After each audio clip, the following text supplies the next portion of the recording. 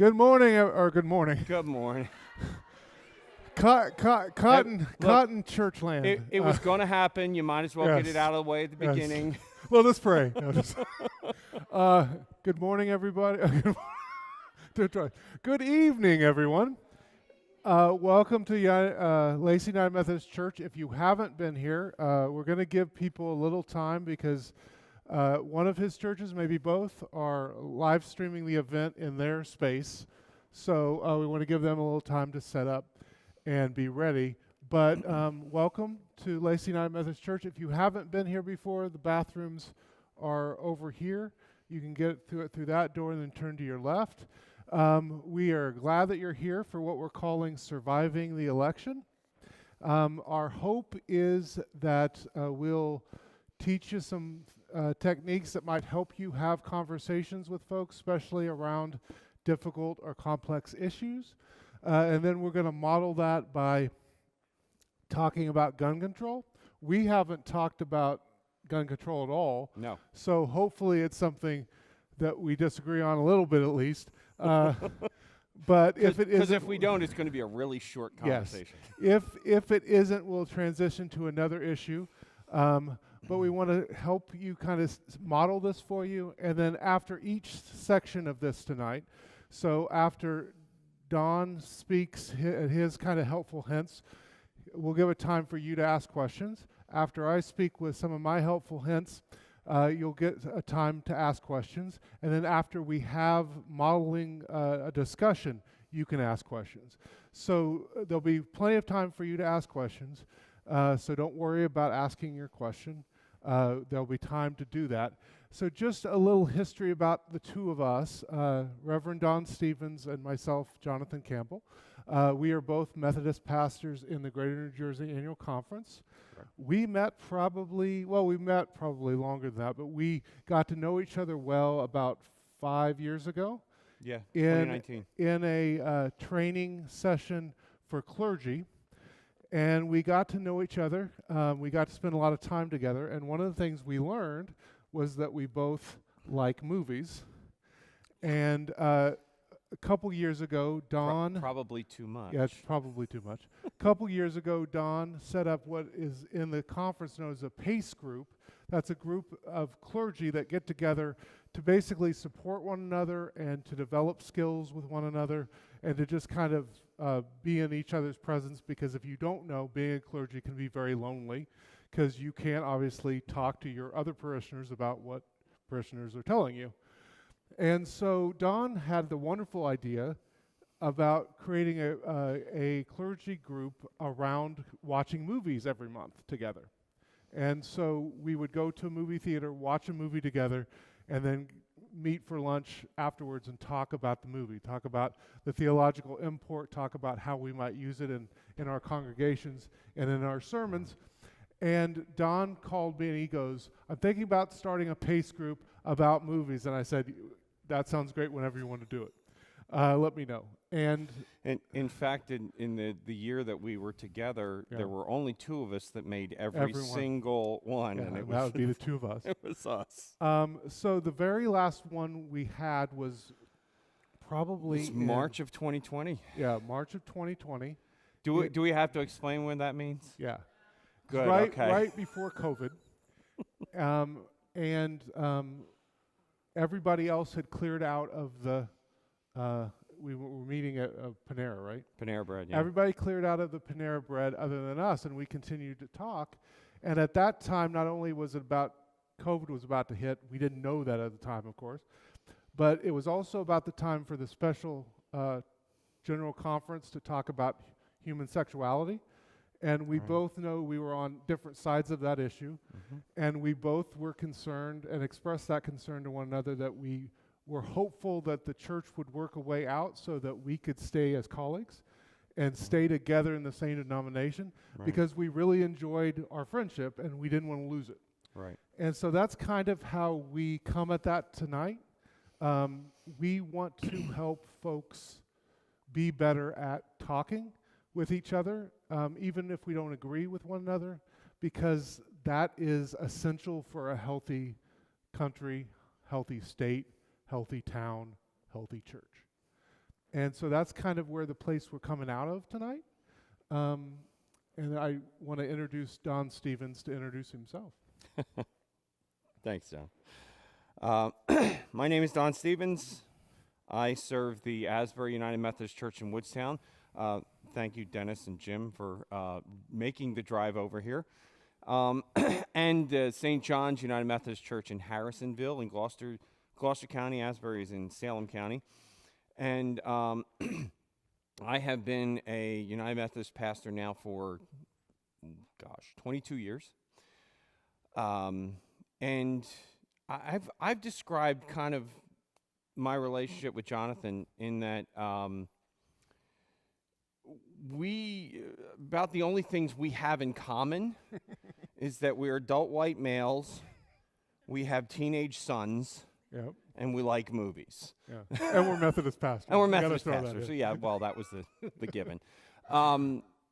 But we found that we really enjoyed each other's company, and that we could talk about things that we disagreed on. And we really felt like this was an important skill. It's an important skill for all of us to have, particularly right now, in a time when this country, this society is so very polarized and so very divided that we don't even talk to each other.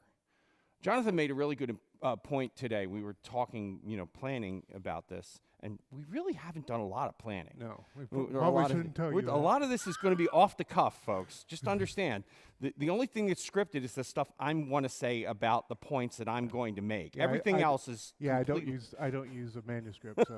So but Jonathan made a really important point that politics in our country right now, the way that our political system is designed is for people to actually be able to talk to one another.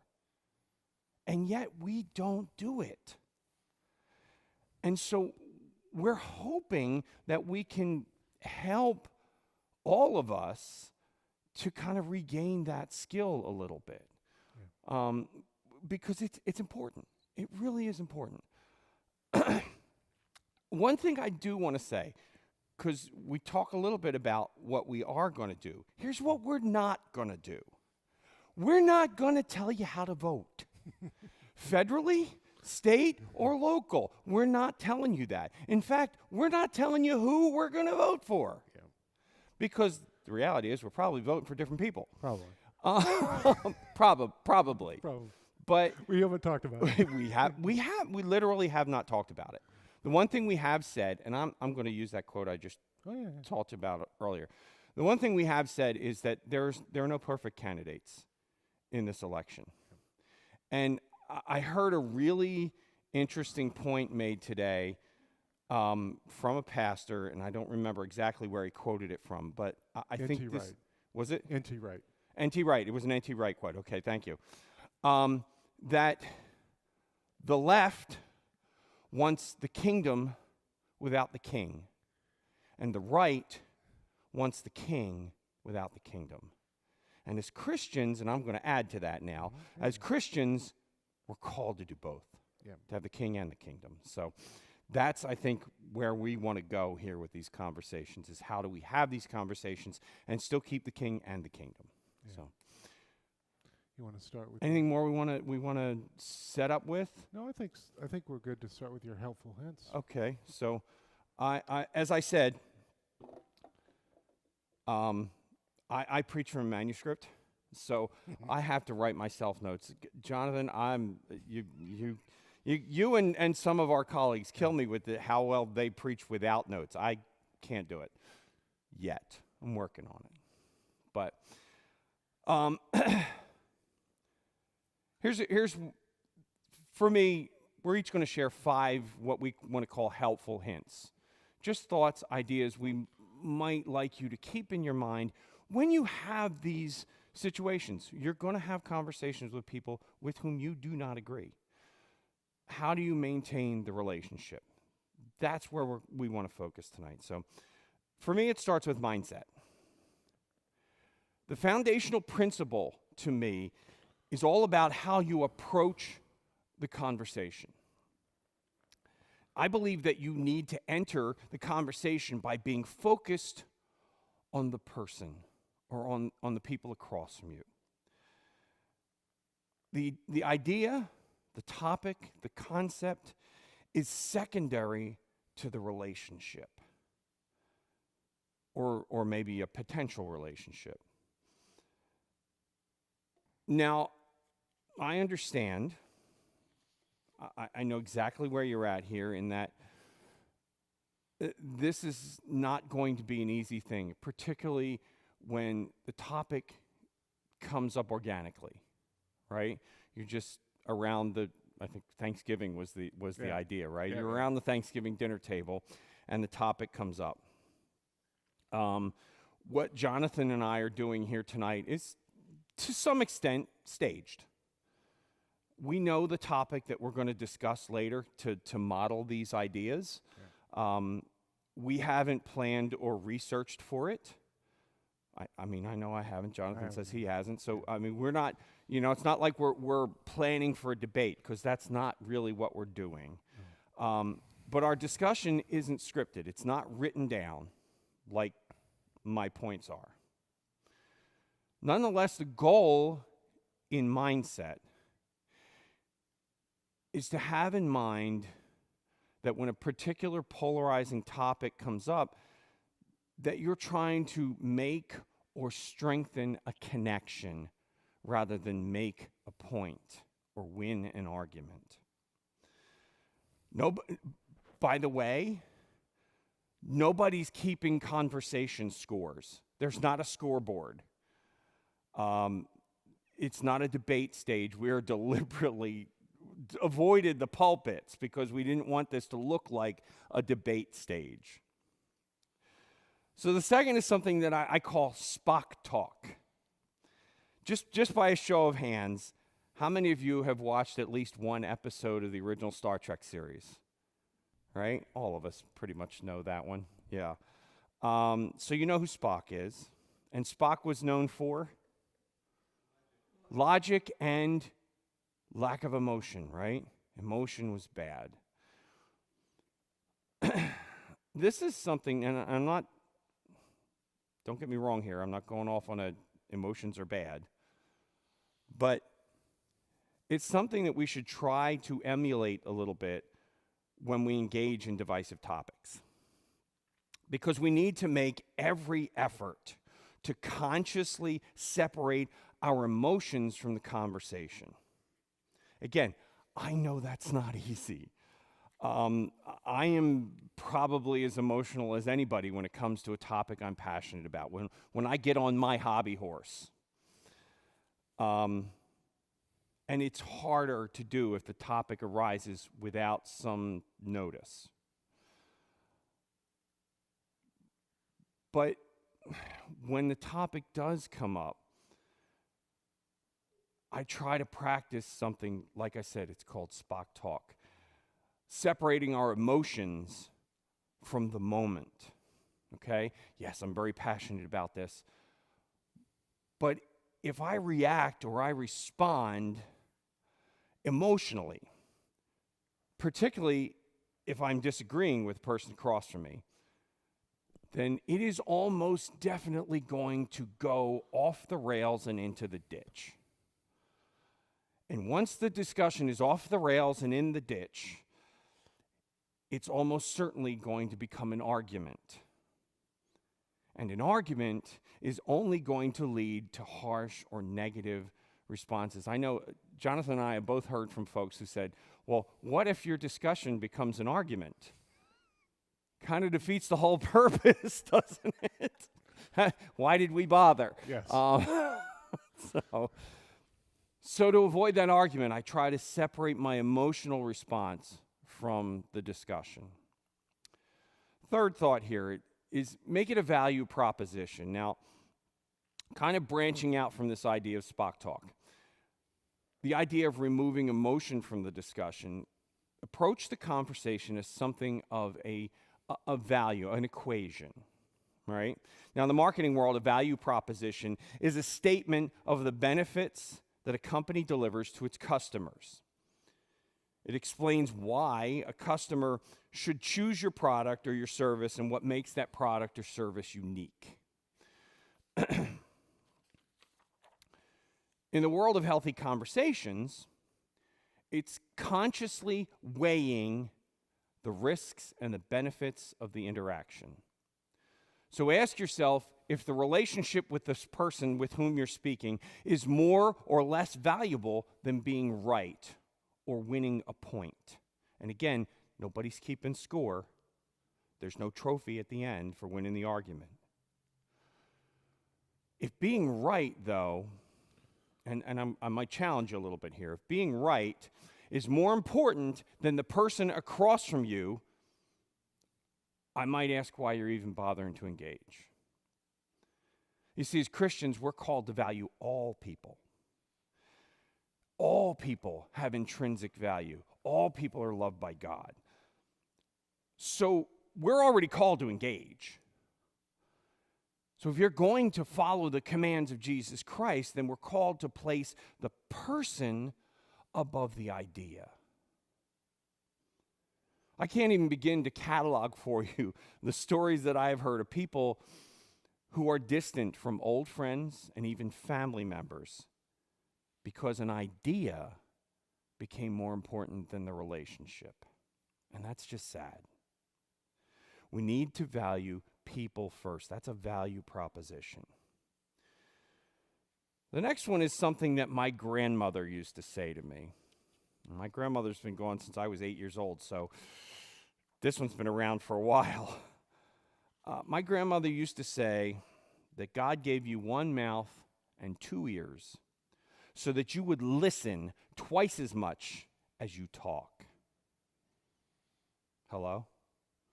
Yeah, that one's not easy for us, is it? Nope. Especially for pastors. Especially as a pastor. We get paid to talk. And we're not good at it. I'll be the first to admit, I'm not always really good at this. It is a common practice for us to think about what we're going to say next instead of listening to what the other person is saying right now. How often have we caught ourselves asking someone to repeat what they just said because we weren't really paying attention? We were thinking about what we were going to say.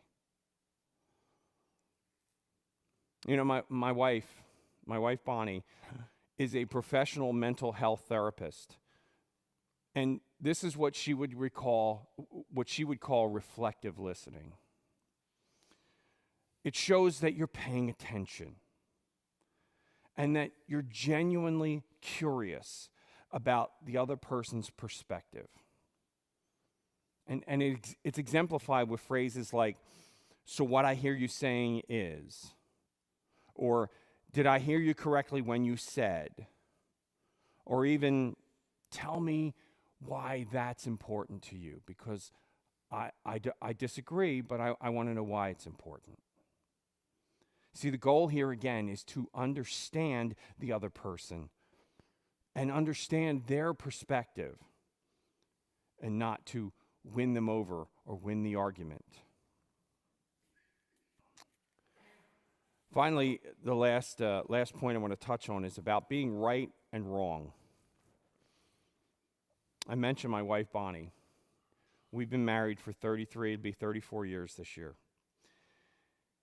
And one of those things you learn about when you are married for 34 years is priorities, particularly when it comes to your relationship, or really any relationship.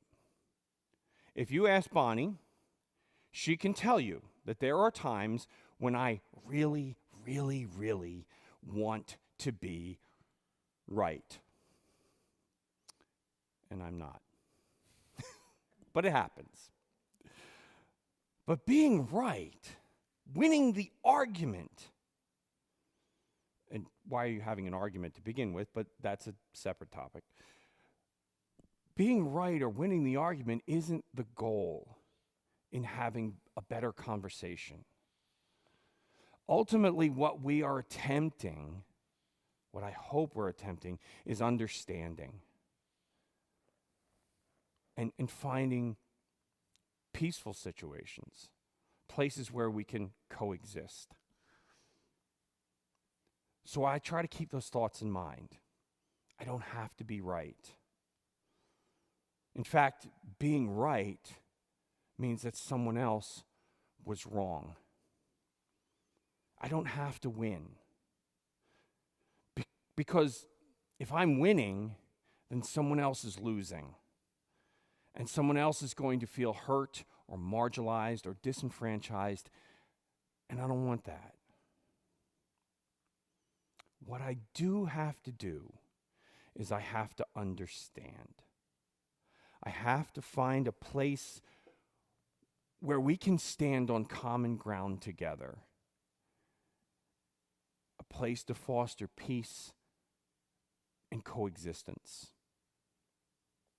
That's my 5. Did you guys have any questions about Don that you wanted to ask Don before I share my ideas? Okay.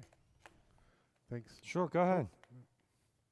Piece that I heard in what you said,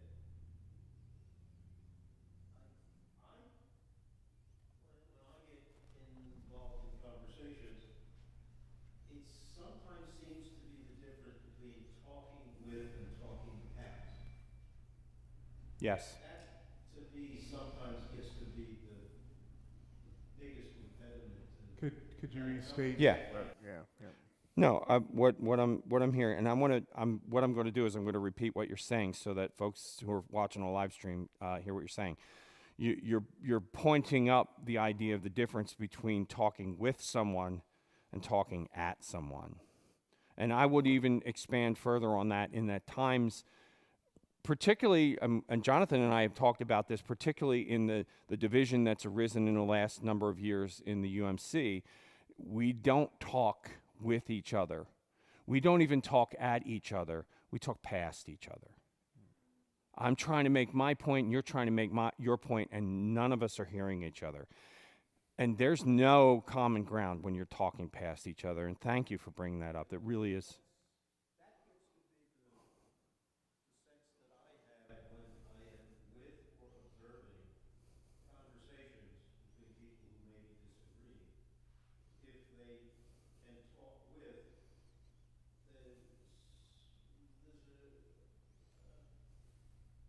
there's a sharing of listening as well as trying to make whatever their point is. When it's a conversation, it's not at. Right.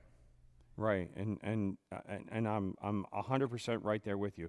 We need to find those places where we're talking with each other, where we're having a conversation. We're not just trying to make our point, because I might make my point. I can make my point. Jonathan and I can have this conversation we're going to have later. I can make my point, and I can have people on the live stream that are 100% agreeing with me, but it doesn't foster any kind of solid relationship. I'm not giving ground for us to see eye to eye. And that's really where, for me, that's a very key principle, and I appreciate you bringing that up. Thank you. Good.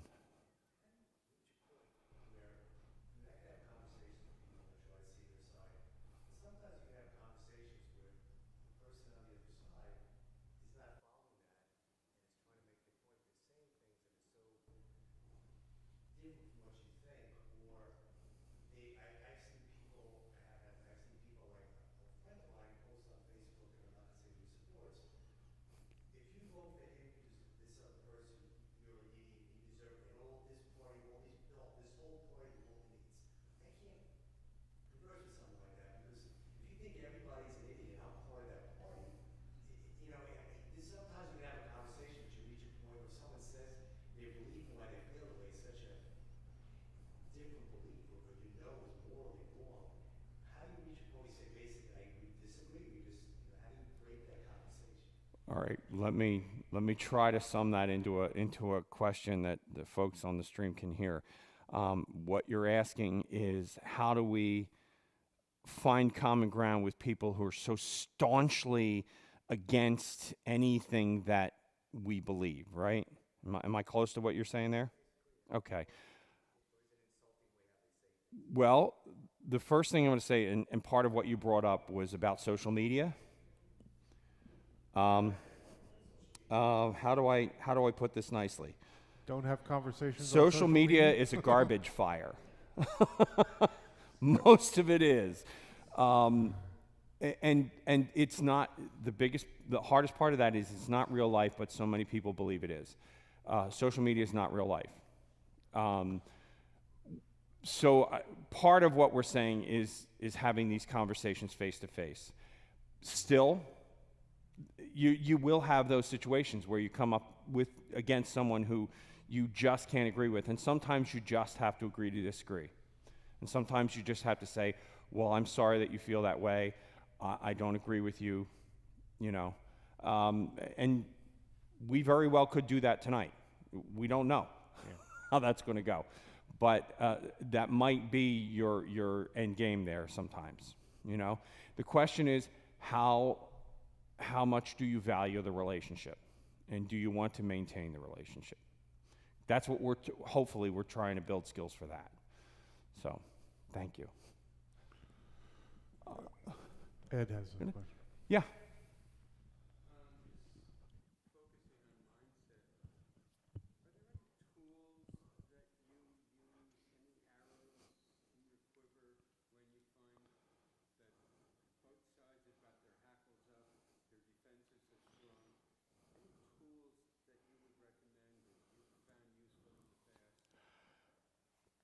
Again, let me repeat. Are there tools that I have found useful, particularly when it comes to mindset, when we're having... Now, I will tell you, personally, I use these myself, right? So I'm trying to focus on these things myself. I'm going to be the first one to admit, I'm not always good at it, right? Sometimes my emotions will get the best of me, and I am personally distant from people, friends, not family, but friends because of political issues, right? It has to be something that we foster over time. You really have to kind of be able to take, the first thing I try to do is take that step back. Not physically, obviously, but because that conveys something else, and Jonathan will get to that. But to kind of mentally take that step back and say, okay, I need to, what do I want out of this? What is the end game here? You know, do I want a discussion, or do I want an argument? You know, so you almost have to be able to take that, at least that 1 second pause, right? Take a deep breath. It's a good skill. Take a deep breath. Okay. Where am I going next? Does that help? Yeah, I was thinking of things like maybe humor. Humor is disarming. It can work. It Yeah. can also Yeah. send the whole thing off the rails. If you use humor, use it on yourself. Yes, self-deprecating humor is good. Yeah. Go ahead. This isn't a question, okay? Mm-hmm. It's a statement. I'm just grateful to be here tonight because I feel God was calling me home the other night. Okay? Mm-hmm. And thankfully my husband was with me and he talked me through it. And I guess God's got some reason for me to still be here. I don't know why, but it's just something that happened. We're very glad you are here. Yeah. To be in this church tonight.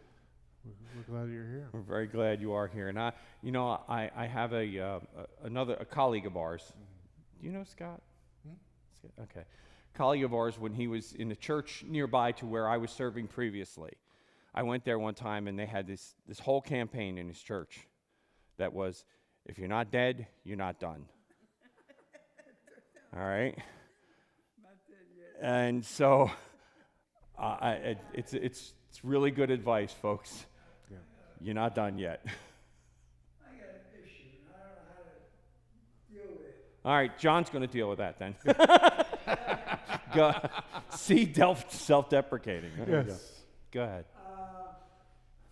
Conversation with somebody on a sensitive subject, Mm-hmm. and then you inadvertently step on a hot button issue that sends the other person into orbit, Mm-hmm. and explosions, and the conversation ends. And I don't know how to deal with that. I apologize, but I don't know what I'm apologizing for. And I don't know what to do with that. Can I give you a one word? And again, for the live stream, you had a conversation with somebody, you stepped on a hot button issue, the conversation blew up, and now you can't seem to mend it. Am I in there somewhere? I'm trying to find out what did I do. Okay. I'm sorry. I'm going to give you a one word answer, and it cures an awful lot of things. Food. No, I'm not kidding. If you sit down over a meal, it is really difficult Jesus did all the to time. be at odds with someone if you can sit down over a meal together. If you can invite them to meet you at the diner and for breakfast or lunch or something like that, and just have a conversation. Hey, I don't know what I did. I really want to fix this. So help me understand.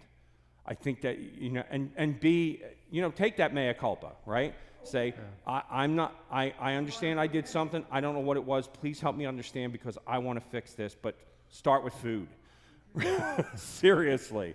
Because it absolutely works. Absolutely. So, well. Yeah. I will only advocate for non-alcoholic drink when it comes to that. Yeah.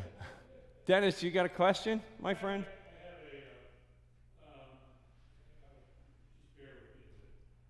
I want to address the Facebook thing. He mentioned that this individual made offensive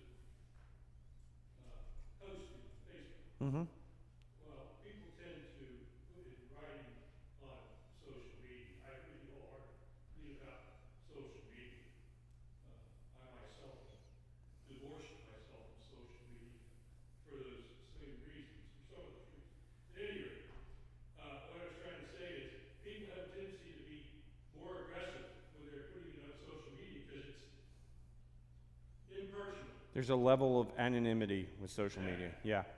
Now, if you know who the individual is and you would still like to maintain a relationship with that individual, then I would try to garner some type of conversation face to face, and Right. I would suspect that aggressiveness would be reduced on a face to face basis. One would hope. It doesn't always work out that way, that people are less forceful in their opinions face to face. Some folks are more so. But yes, social media is not the real world, and that's the reality of it. It just, there's that level of anonymity, there's that level of all of us have a little bit of a keyboard warrior in us, It's true. It's true. So thank you, Dennis. Appreciate it. Am I going to let Jonathan talk at all tonight? I think you're on, man. Okay. You can go to the next slide, Steve. Thanks. Okay, so here are my 5 helpful hints. One is body language. The vast majority of how we communicate is not what we say. So you always have to think about your body when you're talking to somebody. So here's some helpful hints. Make eye contact. Smile. I know that's crazy, but smile. If you can, don't stand up and have the conversation. But if you are standing up and there's no way for you to sit down, then make sure your body is positioned toward them. Okay? Also, don't cross your arms, because this is a natural way of people feeling like you are being defensive. Okay? So, for example, if someone's standing in front of you, and let's say they start the conversation, you're over here, and you start talking to them like this, as the conversation goes on, move so you're standing face to face with them, your feet are toward them, you're engaged. If you're standing or sitting, try to lean forward as they talk. Don't lean back, because leaning back tends to imply that you are upset with them. This is all stuff that's internal to us as human beings. It's not stuff that any of us are processing, but it's stuff that we will pick up on instinctively. So it's things that you need to think about. If you're sitting down, face the person in the conversation. Lean toward them as they're talking or as you're talking. Try not to lean back. Try not to don't like stare at them forcefully, but don't also break eye contact all the time, so when they're talking you're looking over here or you're looking over here. Or if like you're in a very busy space and that's not an option, like you're in a coffee shop and a group of high schoolers just came in and it's starting to get noisy, recognize that in the conversation and maybe go, hey, I'd like to try to get together later and talk, or do you mind if we switch subjects for a while until it kind of calms down? Because atmosphere has a huge impact on conversation. It just does. And so all of those things you have to think about. So number 2, admit to the struggle. So when you're having a difficult conversation with somebody, if they mention something you struggle with that conversation, even if you're on the other side of it, let's say you were talking about abortion, and you talk about, okay, I tend to describe myself as pro-choice, but I do struggle with late-term abortions, let's say. Recognize that in the conversation and say, okay, I'm pro-choice, but I do struggle with this issue. I do struggle with this. What are your thoughts about it? So recognize the struggle that you might have with the issue. Don't act like you have all the answers, because none of us do. Also, if you don't understand something about an issue, or they ask a question that you don't have the answer to, just say, I don't have the answer to that, or that's a really good point. I would like to do some research on that, or can you tell me more about that? Do not lie.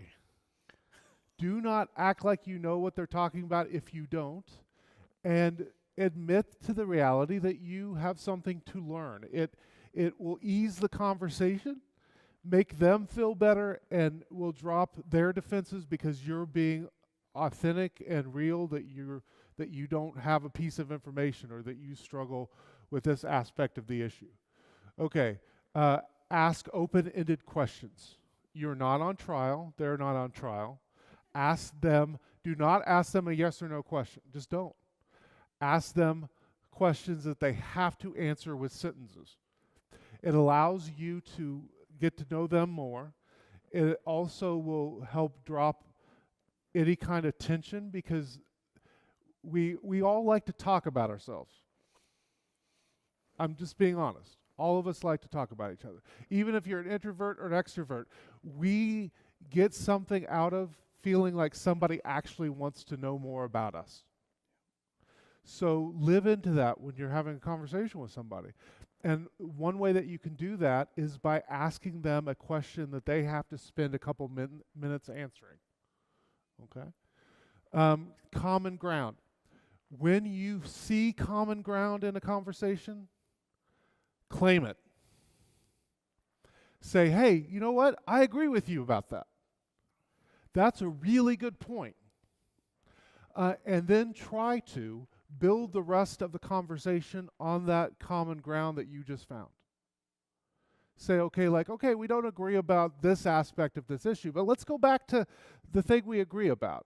And how could we work on that? Or how could we develop a better understanding of each other's positions about the thing we both view as important or valuable to continue to talk about?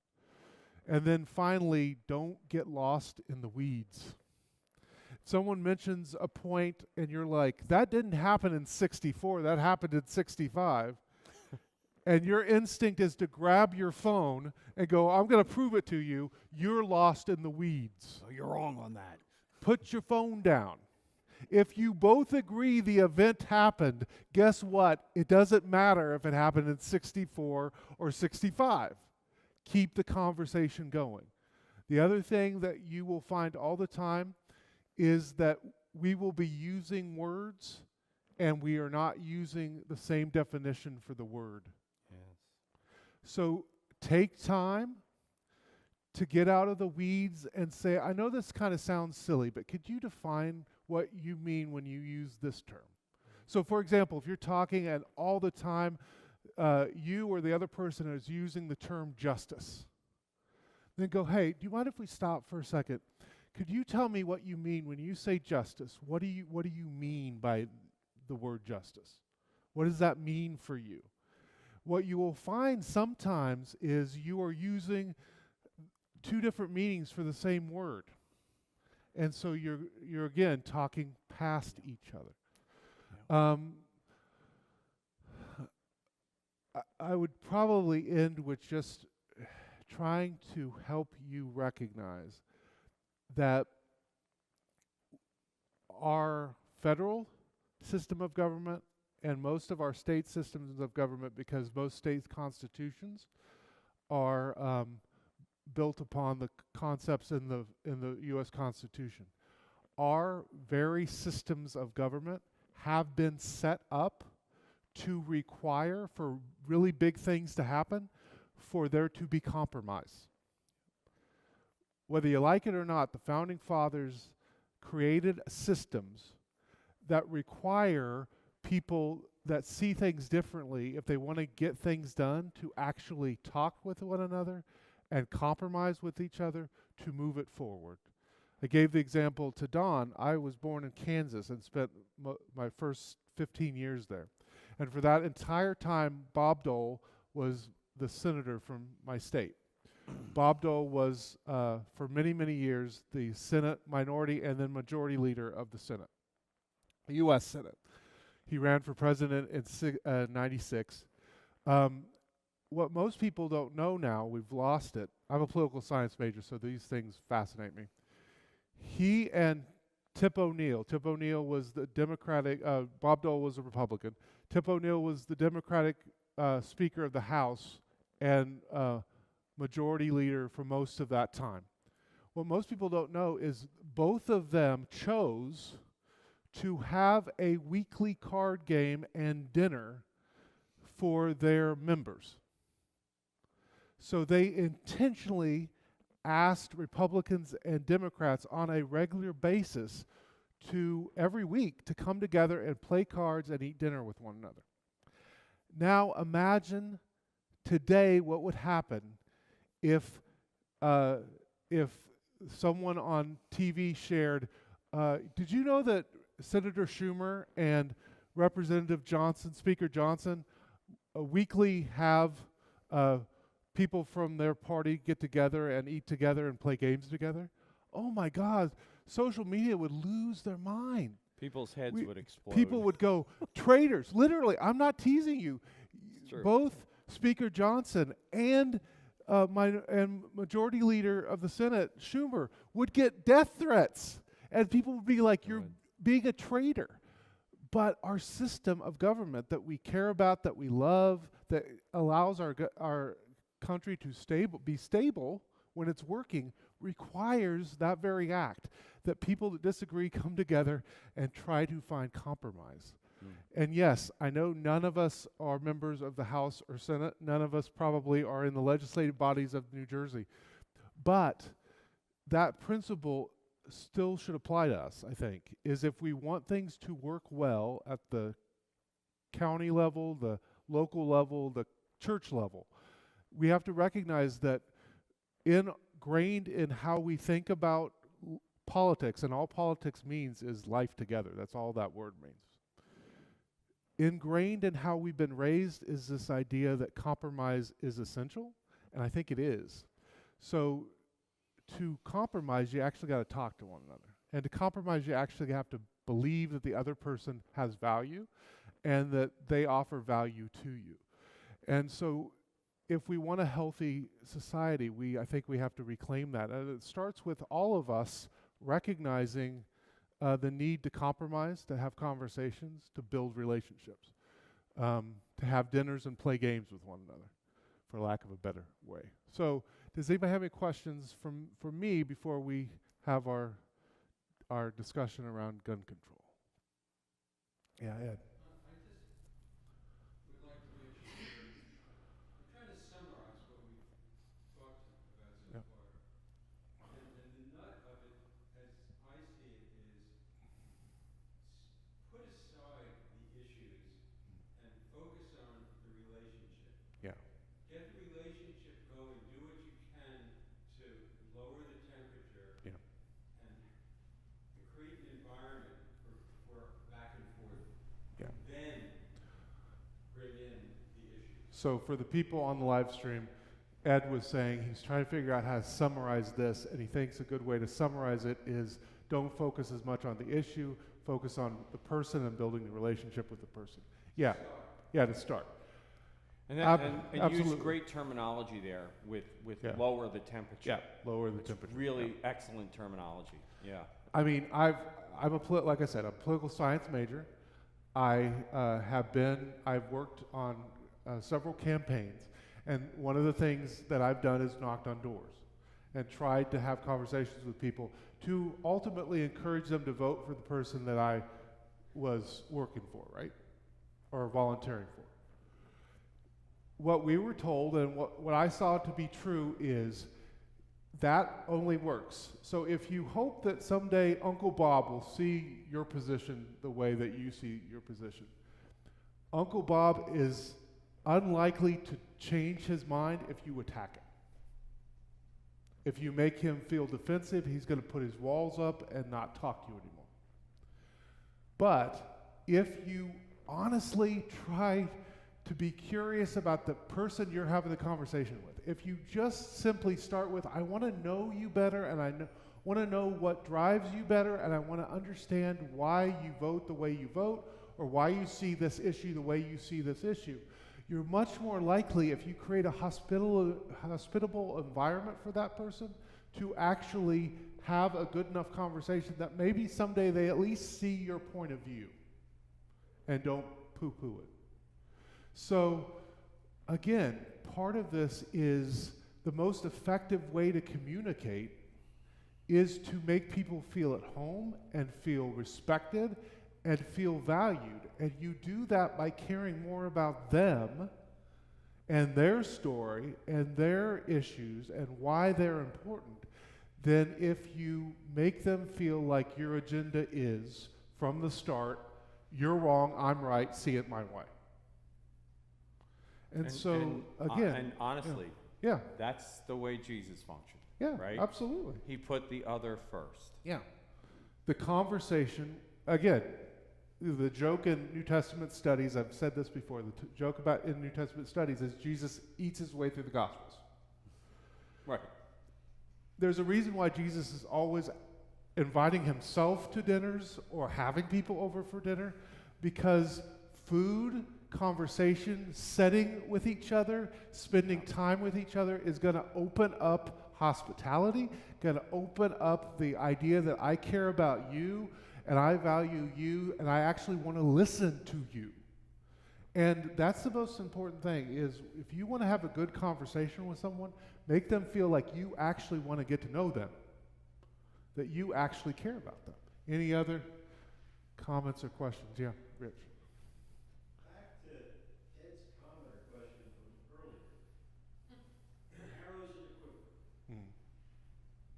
It seemed to me that both of you are using the same arrows in the quiver Pretty much. type thing, because in trying to put yourselves in a relationship with an individual, you are listening to what they are saying, Yeah. and then you are saying, this is what I hear you say, Yeah. keeping yourself on that same plane, Yeah. wandering off the A valuable tool is, yeah. That seems to be the principle. Yeah. The Rich was asking about tools that he saw that we were using, that we both were using. One of the things that Don mentioned that I would really emphasize is when you're having a conversation, restate the comment the other person, or even the argument the other person is making. Say, this is what I heard you say. Am I correct? And that a term for that in discussion and debate is steel manning their argument.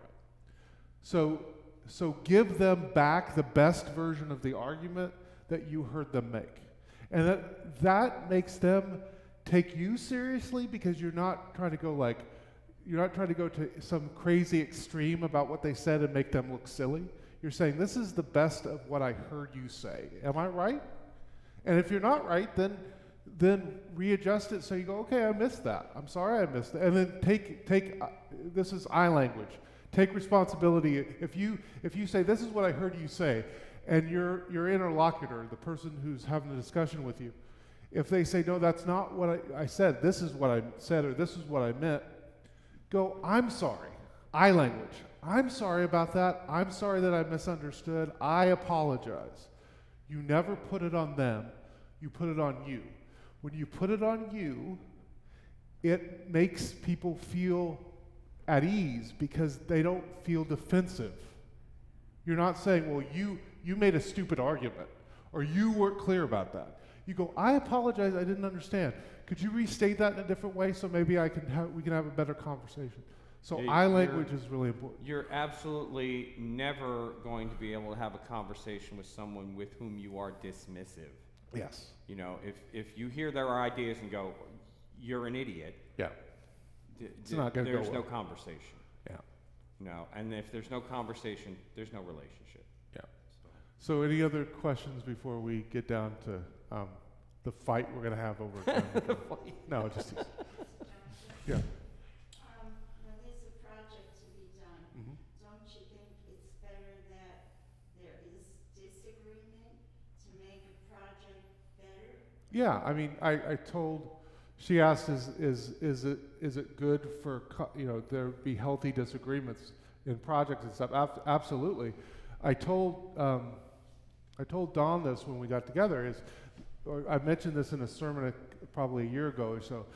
There's a Harvard study that showed that if people put you in an MRI and scanned your brain, and at the same time showed you pictures of dangerous things, like jumping out of an airplane, bungee jumping, that kind of thing.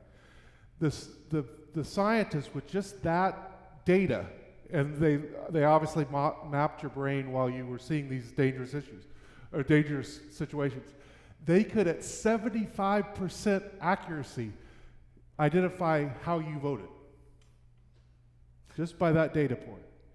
If they then followed up and asked you how your parents tend to vote, they were able to accurately predict how you voted 85% of the time.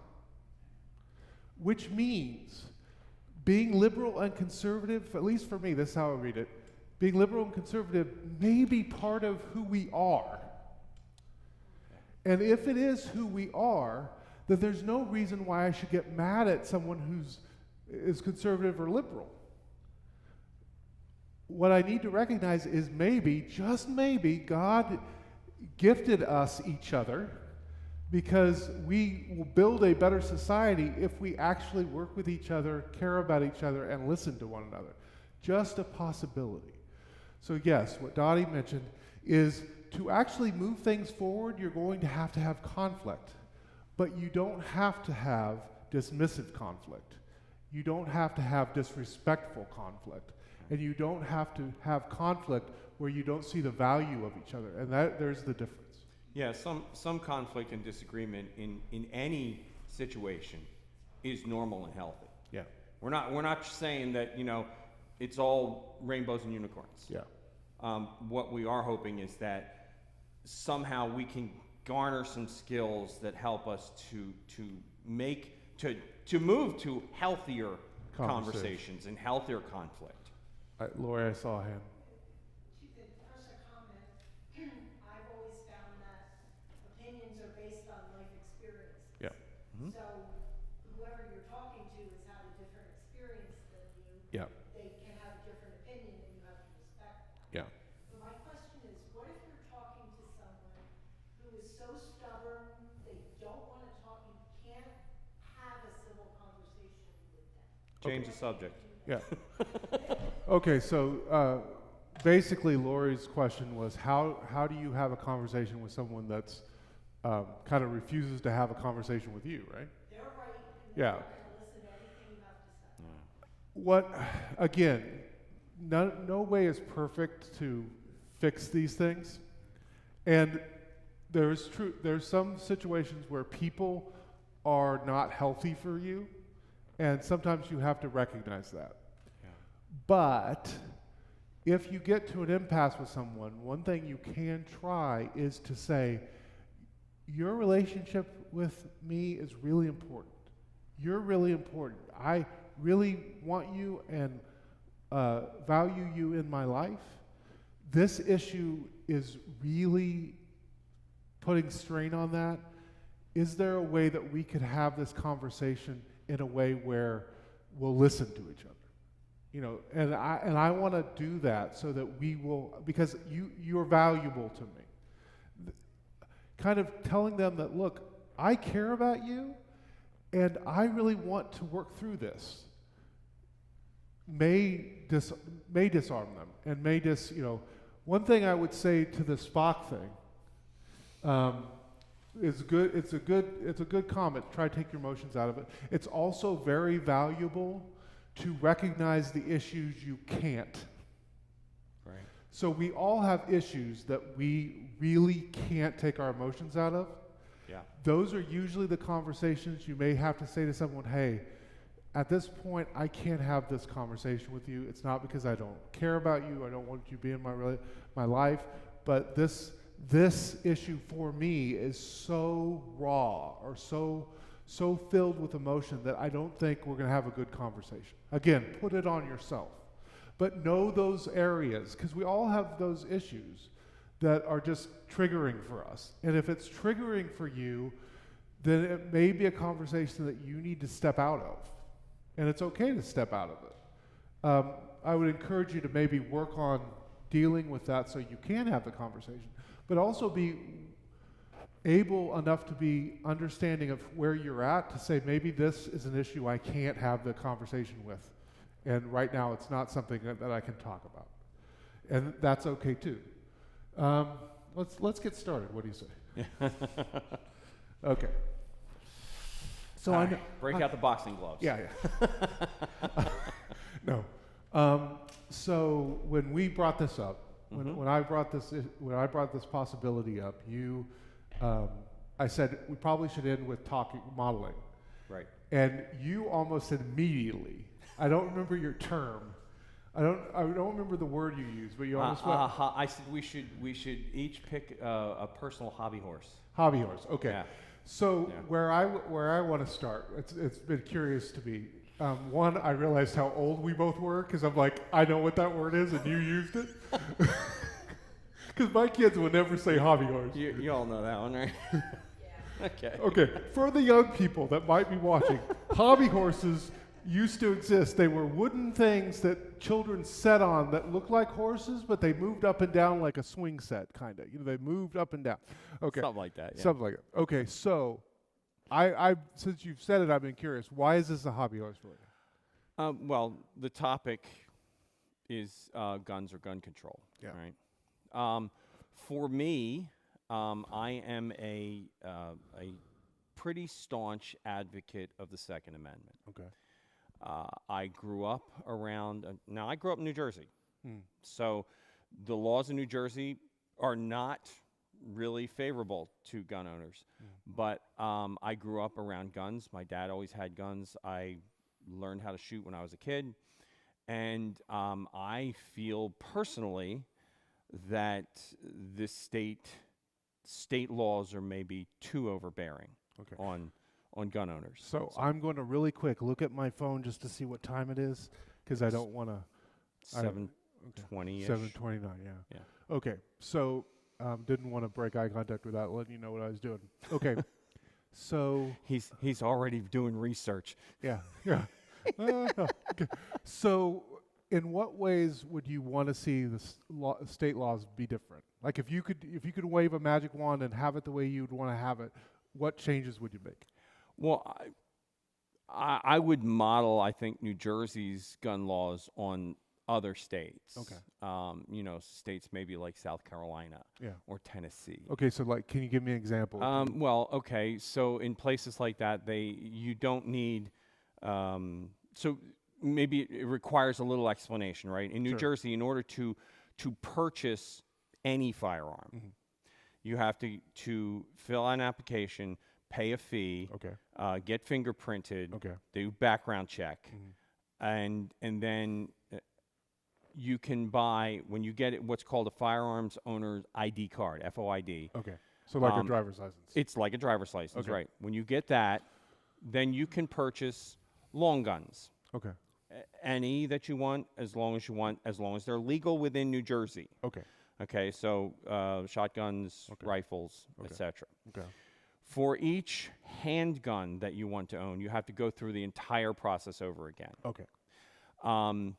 Now, that's just to own them.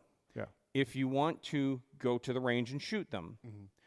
you must separate. The gun has to be unloaded Yeah. Okay. While Um, you travel. while you travel. Okay. It has to be unloaded, Okay. locked in a container, in a separate compartment from the ammunition, which is also locked in a container, Okay. which makes it difficult if you have an SUV or a pickup truck. So it has to be in And two you can different. go, right, be it in has to be two in two different different containers. compartments of the car. Okay. You have to go directly to the range And directly back. and directly home. Okay. Now, recently, because of a decision at the Supreme Court, it is much easier. It used to be almost impossible to obtain a carry license Okay. in New Jersey. In New Jersey. Next to impossible. Okay. Because they could just deny you. Okay. They just say, Sure. no, we don't. Yeah. You're not allowed. Now, they cannot deny you, but you have to again go through the process. You have to take training, and there's no open carry, so it's only concealed. Okay. And there's like tons of places that are restricted that you Okay. can't carry. Okay. So So like, just because we're short on time, right? I mean, it's a So- lot. I'm going through yeah, a yeah. lot of the no, laws. I here. no, I Yeah. really appreciate Yeah. that, because I'll be honest, I'm not a gun owner. Yeah. I've never owned a gun. I've never tried to own a gun, Mhm. so I know nothing about this process. I'll be honest, I don't know anything Yeah. about this process. So that was actually really helpful. It's I- very I restrictive, appreciate and that. that's So the point. Yeah. so just for time's sake, like, what are two things you'd want to change? I think the requirement for an FOID and all of that process. Okay. Also the cost. Okay. Right now, for instance, it's $50 for your FOID card, Okay. and you have to renew that I believe it's every 4 years. Okay. Okay. And for concealed, it's $200 every 2 years, and the governor's trying to double both of those Okay. to 100 and to 400. Okay. Is that per gun, or is that just That's for, per person. person, okay. But for carry, yeah? you're only certified for one. Okay. Like if you have multiple handguns, you're only certified that you can carry for one. So you can only carry one. Right. Okay. So let me just see if the two changes you'd make is what, drop the fee or drop the I would. whole rate? I mean, the fee used to be $5. Okay. When you raise it to $50, Yeah. when you make the carry fee $200, Yeah. what you're really doing is you're taking the Yeah. ability for low-income people Yeah. to be able to defend themselves if they yeah. have to, right? You're using price as a way to keep people from Right. doing it. Okay. Exactly. No, I think that's a fair loose read on it. Okay. So again, let me restate it. Mhm. So your two things would be, did you say you would drop the fee I would back drop to 5, or would you? I would drop the well, I'd drop it to 0, honestly, Okay. but because I believe it's a constitutional right. Okay. So would you still want them to do you said the FOB card? The FOID. FOID? See, in most states, you don't have to do that. Yeah. So So you what- can what I'm getting- because every gun purchase already comes with a federal background check. Okay. There's Yeah. a lot of noise around. Well, we want universal background check. They already do universal background checks. Okay. They're already done. Okay. So everyone has to have a NICS check. It's called. Okay. Every purchase. Okay. So, honestly, if I were a resident of South Carolina, I could walk into a gun shop, I could slap down $600. They do the NICS check. It takes 20, or however much the firearm is, right? Sure. And they can do the NICS check in 20 minutes, Yeah. and I can leave with what I purchased. So, is there any? Let me ask you, in your opinion, is there any value? You okay if I just call it a the FO FOID? FOID? What's that stand for? Firearm. Firearms owner identification card. Okay, so I'm going to say identification card just for make The it ID, simple. Okay, yeah. the ID. Are you? Let me just ask. Are you opposed to an ID? Let's say that it was free, but you still needed the ID. Would you be okay with that? I am kind of opposed to it strictly Okay. because I think that what it does ultimately is it creates a database Okay. that the government is not allowed to have, Okay. but they have it anyway. Database for gun owners. For gun owners, Okay. right. And why do you think that's? Why do you think it's a bad thing? Ultimately, Yeah. because history has a tendency to repeat itself. Okay. And when there have been federal firearms databases, tyrannical governments have come and taken away the firearms of the citizens. And they can only take away the ones they know out of. So the law-abiding people who follow the law lose their guns, Yeah. and the people who don't follow the law Yeah. don't. Okay. Okay. So the two things you'd change are you get rid of the ID, right? Is that fair? And the fees. So, I mean, And the yeah, fees. so it's kind of the same So are thing. those Yeah. the two things, or would there be something else you'd want to?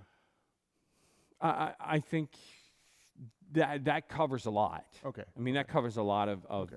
So just I want to make sure we're talking about the same thing. You'd want to get rid of the ID, and you'd want to get rid of the fee. Yeah. So you basically the ID would be gone. Yeah. That idea. I mean, people who follow the law, they are not the people that are abusing their guns. Yeah. That's Let me ask you, would you be opposed to having some kind of system where before you purchased a weapon, you had to take a safety course on a weapon? I don't think that's a terrible idea. Okay. The real challenge for that, again, I'm going to go back to something I've already said, is price. Yeah. When you start to price people out. For Well, instance, a concealed carry course is a minimum of $150 plus you- the $200 for the. Yeah. Do you know? I don't know this. It's been a while since I got my driver's license. Does anybody know what the price is for a driver's license? $24. Yeah, there you go. Would you be okay with you had to pay $24 and you had to do a course, a safety course? Again, my problem here is that, okay, I pay $24 for the privilege of driving a vehicle, but my ownership of a firearm is not a privilege, it's a constitutionally guaranteed right. Okay. So I think in 2A says, shall not be infringed. Sure. Any fee, it Yeah. really is an infringement, right? Okay. So let me take you like where I'm coming from. Sure. And maybe we could talk about this. To me, I'll be honest, I think the price piece is a thing worth talking about and worth worrying about. Sure. It does seem excessive that you would have to pay $50. That seems a little high, to be honest. Because I don't really want to make money off of this. I would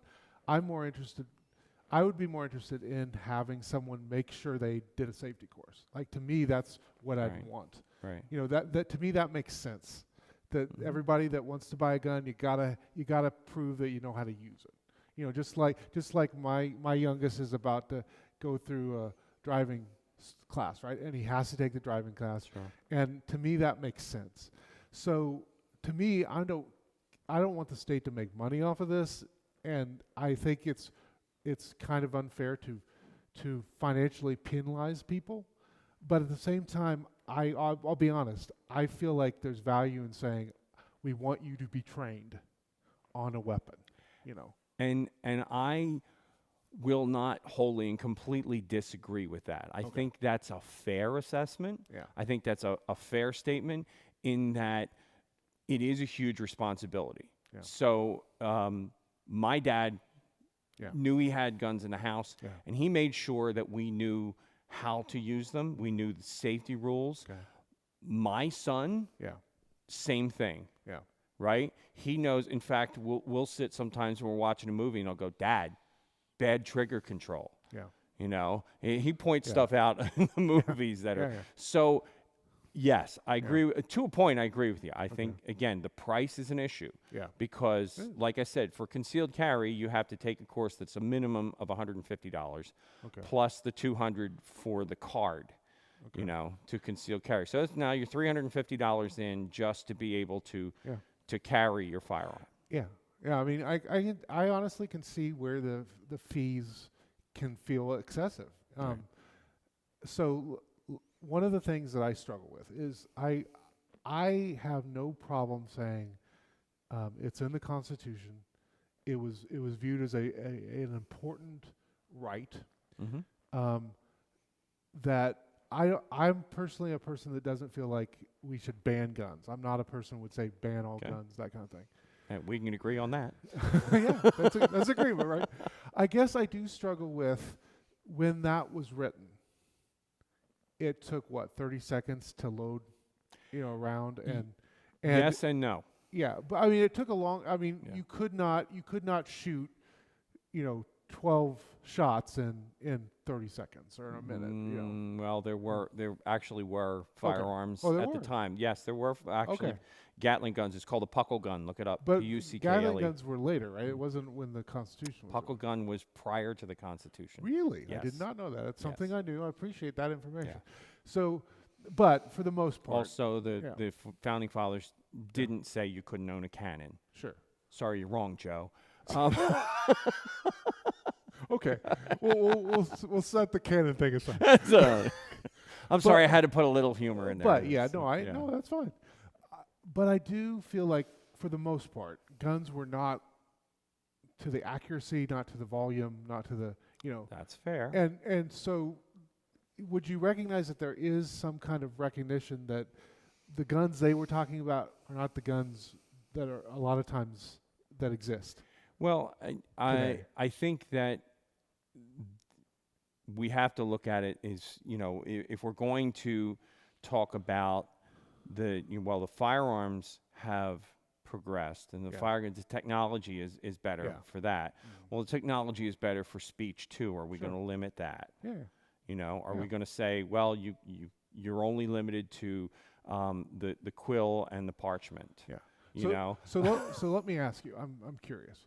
So on the First Amendment, there's a famous comment from the Supreme Court when it has ruled on the Fire in a movie on theater? the First Amendment. Yeah, the fire in the Yeah. movie theater. Mhm.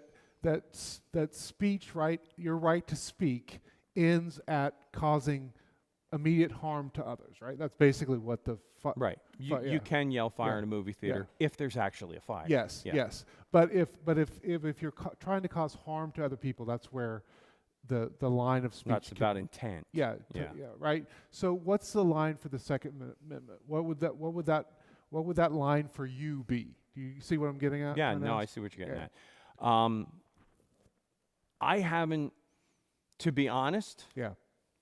my sense of it is that there isn't a line, that it is about personal responsibility. Okay. That each person is responsible. So, a lot of times this conversation will degenerate into talk about school shootings or talk about, the misuse of guns. Yeah. But ultimately, who's responsible for that, right?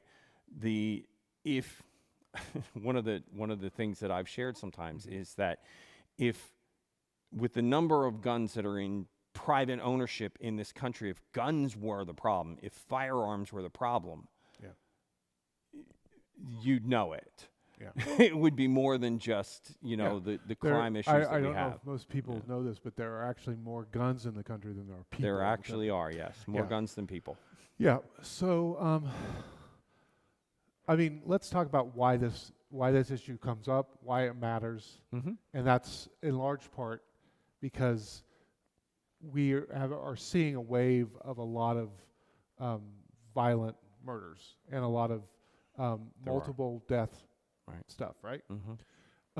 So that's why we care about this, why we're talking about this, why it keeps coming up on campaigns and all that stuff.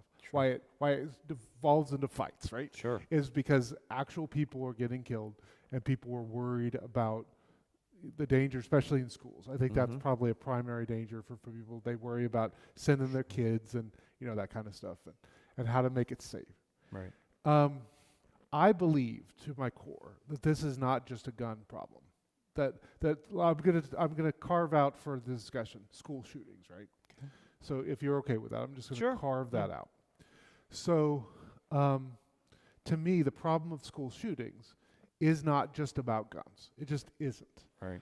But there is a piece of guns there. Does that make sense? Like, it's not all about guns, but there is part of this that, there is part of this that the culture of how we treat guns, how easy guns are to get, has exacerbated this. And I can agree with you to an extent, but ultimately I'm going to step back and say, again, that's personal responsibility, right? Okay. That's the responsibility of the people who own the firearm, and not the government to say, well, they shouldn't have had it.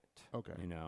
Okay. So is there, again, going back to the line for the rights, right? All rights on the Constitution, outside the Constitution, natural rights, as our Catholic brothers and sisters across the street would say. Right.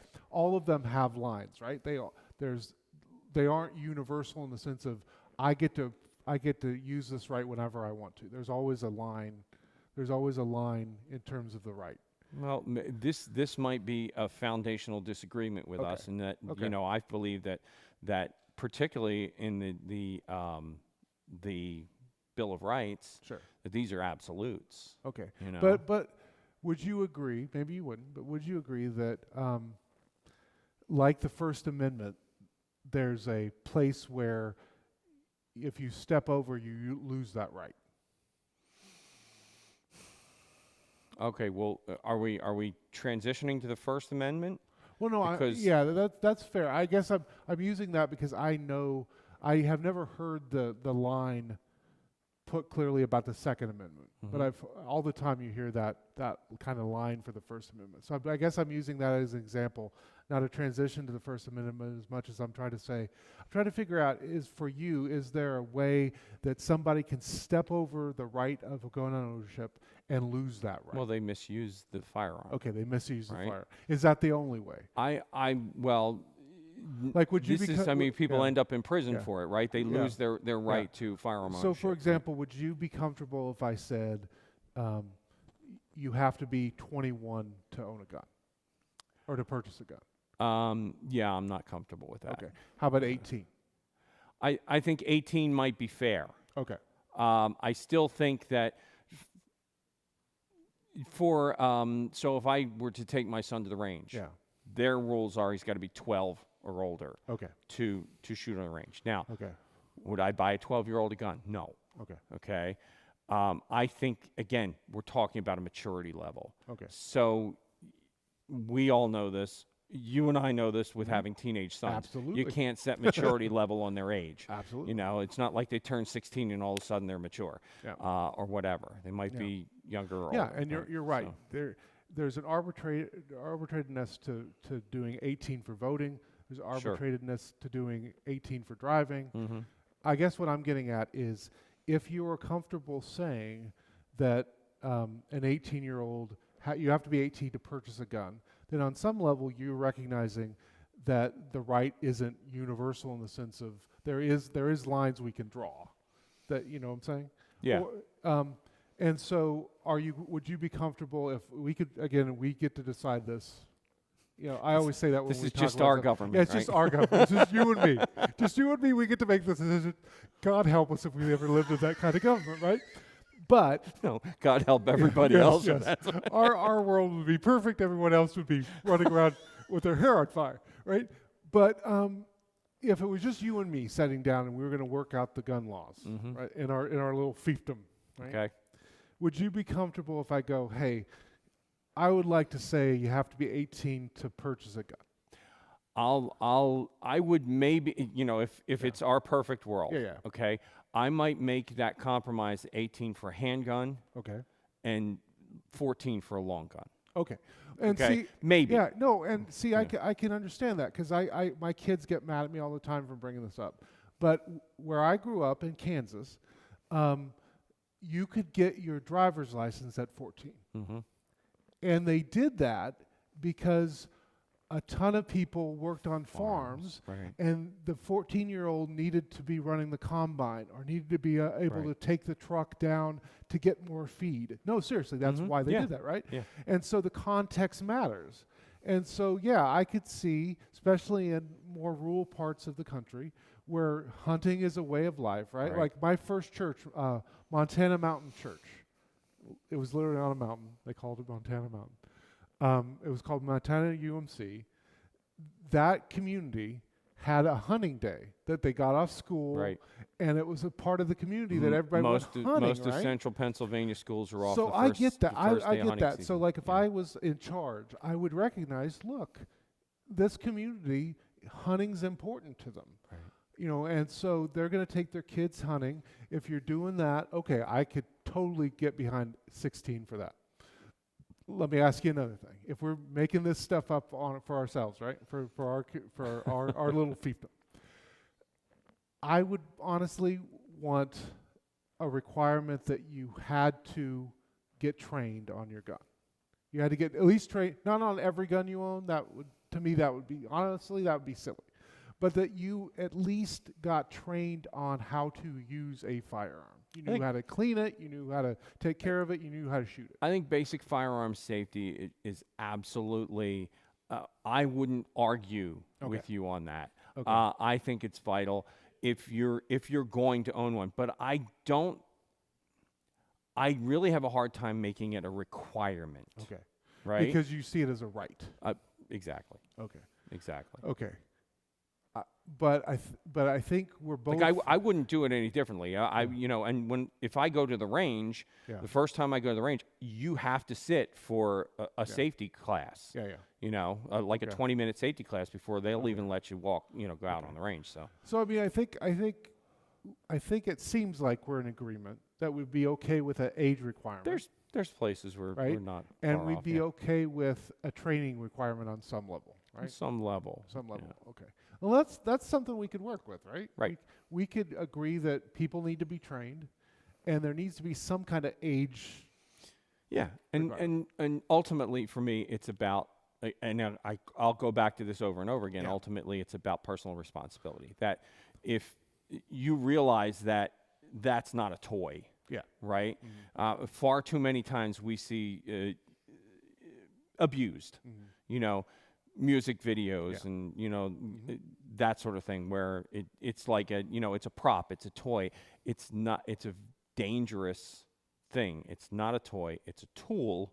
Yeah.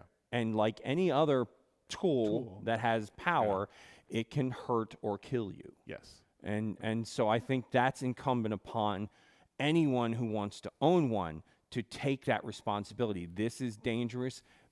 Be trained. Okay. Be careful. Yeah. Follow safety precautions. Yeah.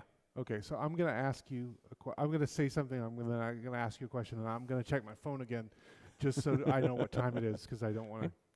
Oh, you have a watch. What time is it? There you go. Well, my watch says 7:49. Okay, so this is. Why don't I ask my question? I'll make my statement. Ask my question, and then we'll turn it to questions for Sure. them. Does that make sense? Yeah. Okay. So, I guess I think it's helpful when I'm having a discussion with someone or I'm thinking about an issue to think about the strongest argument on the other side of the issue. Mm-hmm. Okay, so what I'm going to say is I'm going to put myself in the bad seat first. I'm going to say what I think the strongest argument for folks that want less gun control, what their strongest argument is. Would you be willing, if I did that, to say what you think the strongest argument on the gun control side is? Does that make sense? I can try. Okay. Okay. So for you, again, this is a personal thing. It's Yeah, the strongest argument that you Sure. hear on the other You side. got to remember, Yeah. we're riding my hobby horse right now. I get you. I get you. And I appreciate that you're willing to take on you were able to allow us to have a conversation around your hobby horse, because this isn't a hobby horse for me. So kudos on you. Honestly, I appreciate it, because there are issues that would have been hard for me, and so this might be hard for Right. you. That I really do appreciate it. Okay, so to me, the strongest issue that I hear from people that want less gun control is some stuff that you stated. Two things really that I see interwoven. Partially, I think, because I grew up in a rural community. I grew up in Wichita, but I had a lot of family and farms and stuff. So the two things that to me are linked together are, I feel like we do have to affirm it is a right. It is a right. So it's not something that we can just go, you don't have it anymore. Like it needs to have much more discussion than that. So I feel like that's a strong argument. And wrapped up with that is, for a lot of people, this is what they have done for generations. You know, fathers and sons, mothers and daughters have taught each other how to hunt for food, for sport, for fun, right? And it connects people. It's a community building activity. And so to just rip it away is something that's not taking seriously the culture of a community you don't understand. I would, Right. if I might, I Yeah, would yeah. also steel man that with that it is also a right to self-preservation. Yeah, okay. So That's fine. So the right piece, I feel like, is the strongest piece. So what, from your side, the folks who are arguing for more gun control, what do you feel like their strongest argument is? Or the one that resonates with you the most? the one that I hear the most, that I can understand Yeah. at least, is the safety part of it. Okay. The part of it that,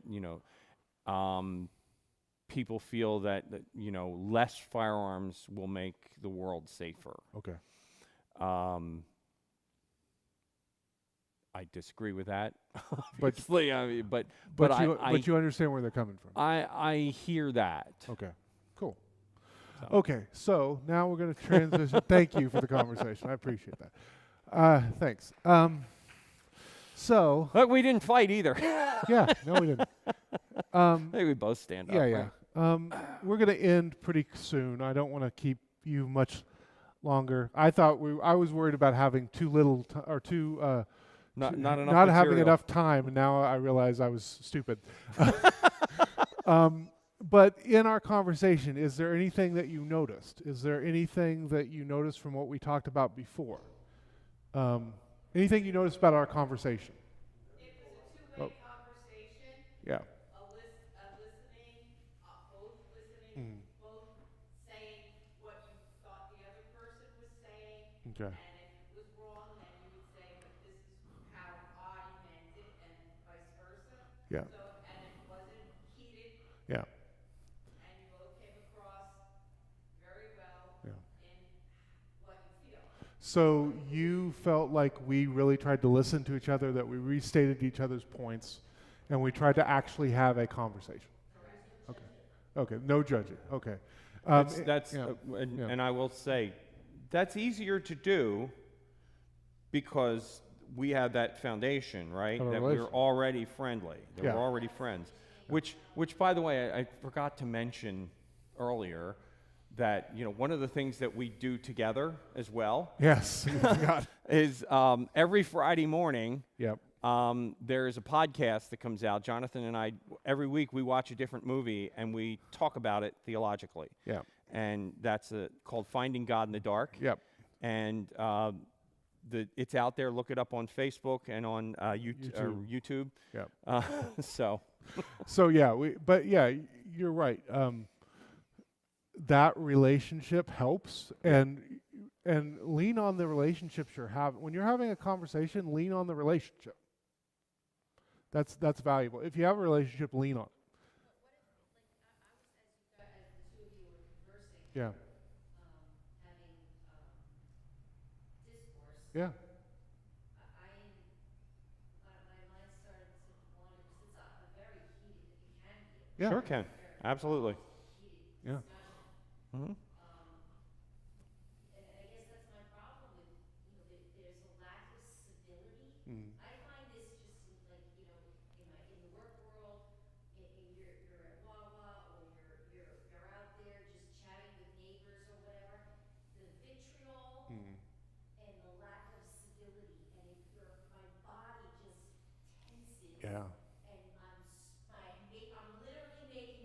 Yeah, yeah, yeah. Because I'm trying not to lose my cool, but, you know, like, I don't know how well that conversation would go if there was no Yeah. relationship. No, and that, again, if we didn't have a relationship, we would have a different conversation. And that's okay for you to recognize. Very possibly, yeah.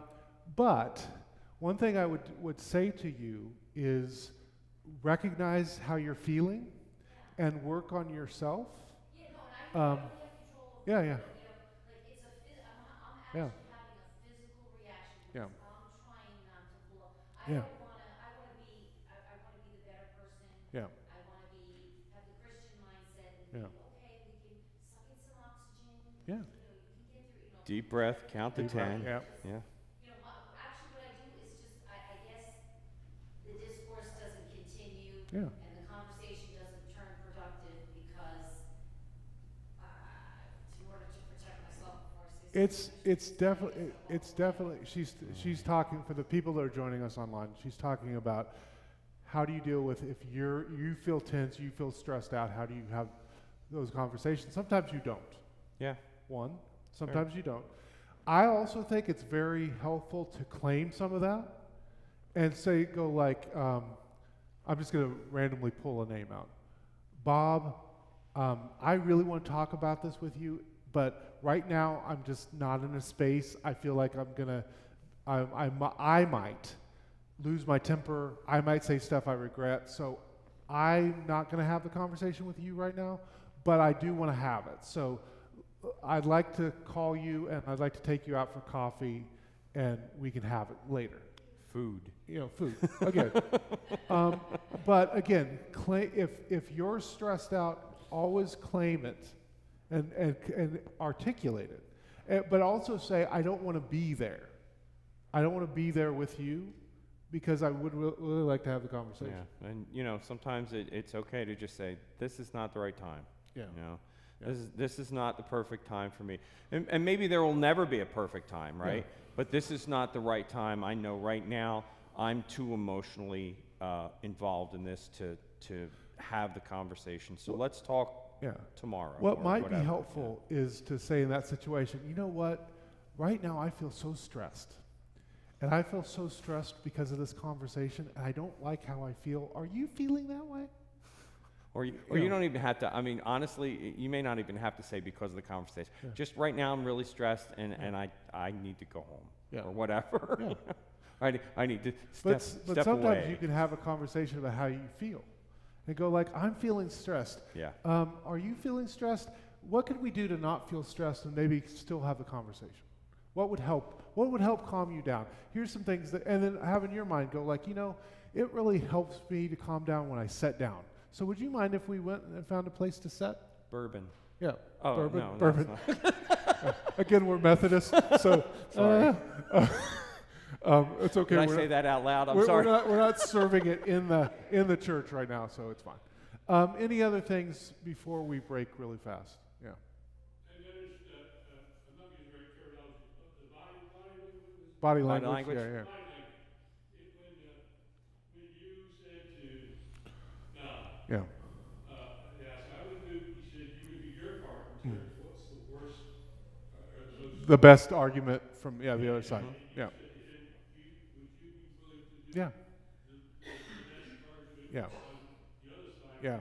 And he said, I think so. Yeah. Yeah. Yeah. No, I'm sorry, he said, I'll try. Yeah. Yeah. He immediately sat back. Yeah. Yeah. Yeah. So obviously, he was going to have trouble. And again, if you're going to do And I knew that. if you're going to ask a hard question of the person you're talking with, it often helps the situation if you're willing to say, I'm going to answer the hard question first. And if I answer this question first, would you be willing to answer the question? I'll go first, would you then follow? And that's helpful because if I would have just turned to you and said, okay, give me the best argument for gun control, Oh, please. you know, then, right? Then he's on the spot. But if I go, hey, I'm going to be vulnerable here, because that's what you're doing. I'm going to be vulnerable here and say, this is the best argument I heard from the other side. If I am honest and vulnerable with you that this is an argument I think is a good argument, Would you be willing to offer up an argument from my side that you think is a good argument? Right. And I will tell you probably heard it. The hard part for me was not just articulating that, but also not arguing against it, right? Because I wanted to say, well, safety, but here's why it's wrong. Yeah. Yeah. But I didn't do that. Yeah. Any other? I said I don't agree with it. That's Any other questions or comments that you want to have? Yeah. Do you think that it's right for somebody to tell you how you should live your life? that's a loaded question. Yeah, that is a loaded question. for the stream. Yeah. Yeah. For this, sorry, let me restate it so people can hear it. So she asked, do you feel like it's right for someone to tell someone else how to live? Is that basically what you were asking? Okay. So long story short, that's a complicated question to answer. Yeah. Because part of what pastors do is we try to say, this is what we see in Scripture or tradition and what it says about how to live, right? So this is what Jesus told you to do. and then of course I would say, well, as parents, that's part of your job is you Right, teach your right. kid how to think about life so that they live a certain way. That's part of what a parent's job is. But where I would have to say it's a really complicated question is, do I think I have an automatic right to tell somebody else that I don't know, that I don't have a relationship with, that I'm not their pastor of, how they're supposed to live? No. Yeah, that's not Because again, not going to work. the relationships matters. And that's what we're trying to get at. If you get nothing out, you walk out of here and get nothing else, I hope you will get relationships matter when you're having conversations. Right. And so, if someone comes off the street and wants to talk to me about gun control, and I don't know them, I'm going to have a different conversation with them than I'm going to have with my sons. Or if one of my parishioners comes up and talks to me about gun control. Because I'm going to live into the relationship I have, and I have a different relationship with all those three kinds of people. And what you need to realize is that your relationships matter about how you have conversations. And so it's okay to notice that, but you have to notice that and take that into consideration. And nobody wants to be told how to live their No. lives. And trust me, if that's how you start off, you're not going anywhere. You're not building anything. Yeah, and it's much more effective if you show people how to live than if you tell them how to live. Yeah. Well, yeah. And that's part of, Do a and you lot of show that. people how to live because how you live and how you choose to live. So that's why conversations, you've got to take the lead. So if you want to have a difficult conversation with somebody, but you want to treat them with love, care, and compassion, then guess what? You have to start it. And that's part of what Christians, I'm going to challenge you as Christians to recognize that if the country's going to change in how they do this, it's going to start with Christians choosing to be Christ-like. Amen. Which means that you care more about the person that you're having a conversation with than you care about the issue you're having with them. Right. But to do that, you have to model it. You can't just tell someone, hey, you have to treat me with respect. You actually have to first show the person that you respect them. And I hope you've gotten some of that tonight. So is there anything else before we close? Okay. Thank you all for coming. Thank you all for joining us online. Should we close this with some prayer? Yes, I was going to actually ask you to pray. Oh, you're going to ask me to pray? Yeah. Okay. So All you right. pray. Pray us out. All right. Friends, join me in prayer.